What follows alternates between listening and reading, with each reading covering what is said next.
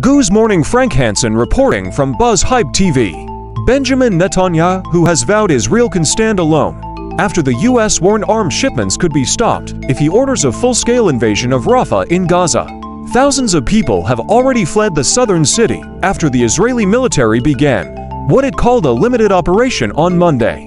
U.S. President Joe Biden has repeatedly warned against the operation, saying that it would cross a red line.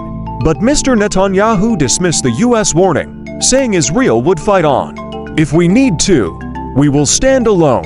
I have said that, if necessary, we will fight with our fingernails," the Prime Minister said. Mr. Netanyahu also invoked the War of 1948, where the newly formed State of Israel was attacked by a coalition of Arab states, to dismiss the U.S. warnings. "In the War of Independence, 76 years ago, we were the few against the many," he said.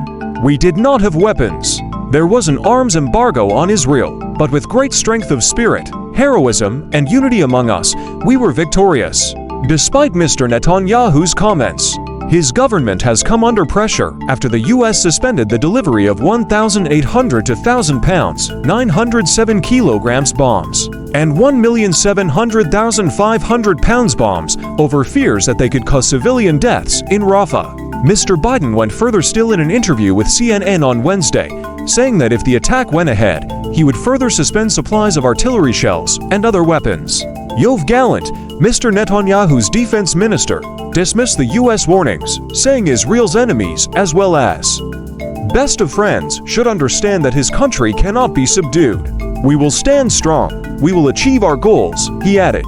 The comments came hours after the UN said more than 80,000 people had fled Rafah since Monday, amid constant bombardment, and as Israeli tanks massed close to built-up areas. The UN also warned that food and fuel were running out for the more than 1 million still sheltering in the city, because it was not receiving aid through nearby crossings. Israeli troops took control and closed the Rafah crossing with Egypt at the start of their operation, while the UN said it was too dangerous for its staff and lorries to reach the reopened Kerem Shalom crossing with Israel. Israeli forces said they were conducting targeted raids against Hamas elements remaining in the city. However, the Israeli government has refused to rule out a full-scale invasion, leading to Mr. Biden's warning he would not supply it with the munitions to do so. While Israel has not ruled out a full-scale invasion, the U.S.'s firm stance against such action raises concerns about the escalation of the conflict.